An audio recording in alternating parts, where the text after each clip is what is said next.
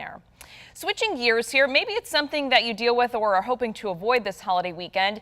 Headaches, never mind migraines, can be so debilitating. Tonight we're going to dig into what can be triggers for those and also potential relief efforts and also efforts you may have heard about that aren't actually helping you at all. I am joined now via Zoom by Dr. Crystal Lee, the Medical Director of Clinical Decision Support at Blue Cross Blue Shield of Michigan. Dr. Lee, thanks so much for being with us here tonight. Good evening. Thank you for having me.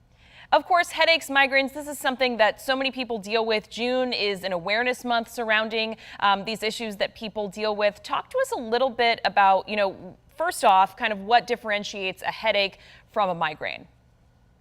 So with headaches versus migraine, it's the frequency of occurrence and the severity of the headache. So migraines are more so associated with nausea, vomiting. You can have some extreme sensitivity to sound and light.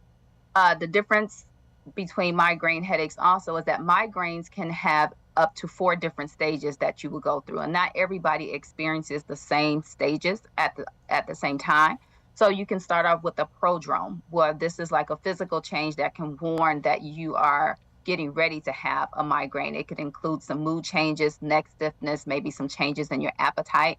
The next stage could be an aura, where this is a visual disturbance. It could be a olfactory or a smelling disturbance, weakness, tingling sensation that you may experience, followed by an attack, where this is the actual attack of the migraine, which can last from seconds, minutes, hours, and possibly days if it's not treated. Followed by the post-drone syndrome, is where you can have a feeling of feeling fatigued and drained for a few days after the migraine. And obviously, I mean, dealing with this is not anything anyone wants to be dealing with. It can really derail your day or a couple of days, as you were just mentioning. When we talk about triggers, there's some that may be overlooked or surprising to folks. Can you walk us through what those look like, maybe things to avoid? Yes, so some triggers can be stress. It can be an increase or decrease in your caffeine intake. Changes will increase or decrease in alcohol intake, missing meals, changes in the barometric pressure, changes in your physical activity. So one of the things that's very important for somebody who's having frequent headaches and they're concerned about migraine from a primary care perspective is we always encourage patients to keep what we refer to as a headache diary, meaning that you're going to document when you have a headache, what type of things are you experiencing when you have the headache, what happened before the headache, how much sleep did you have the night before, how long did the headache last, and what medications that you may have taken over the counter that may have helped with the headache or did not help with the headache. Those are very important when you're following up with your primary care doctor. Yeah, keeping that sort of ahead of time so you have some kind of statistics or research to go off of that you've already collected yourself. Obviously, people want relief when they're dealing with this. And as I'm sure you're familiar, TikTok can be a great source of information, sometimes also misinformation depending on the source. Different sort of relief tactics that people may have heard of include soaking your feet or, using different fast, quick tricks to get rid of migraines. When it comes to things people might be hearing about, what's actually going to help and what should you really just stay away from?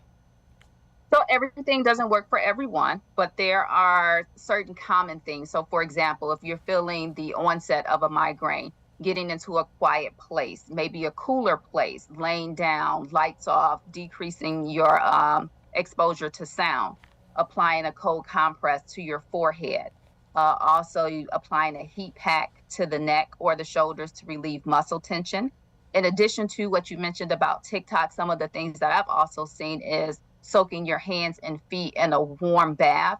And the thought process behind that is that the warm water is going to cause vasodilation of your blood vessels. So you'll have more blood flowing to the hands and the feet and away from where those tension spots may be causing the headache or the migraine.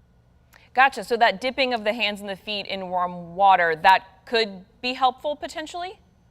Yes. And it just depends on the individual because like we said earlier, everything doesn't work for everyone. It's not a one size fits all. Yeah, absolutely. And, everybody deals with a headache here or there.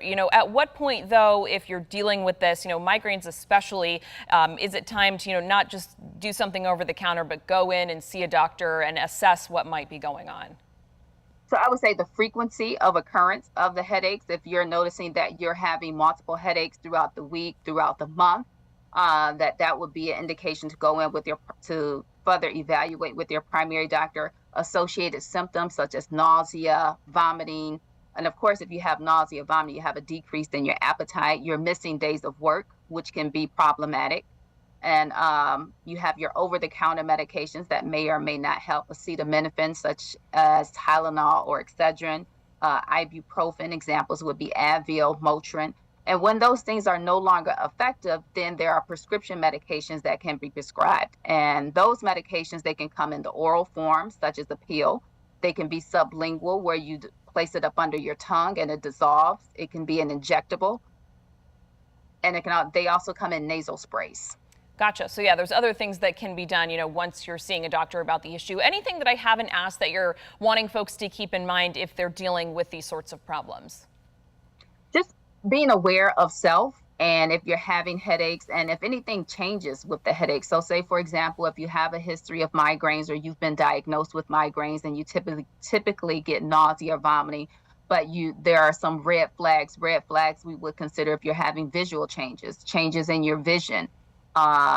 If you're having some neurological deficits associated with the migraine, maybe some weakness in an arm or a leg, or you feel that your speech is slurred, those things are red flags and you should go to an ER for further evaluation.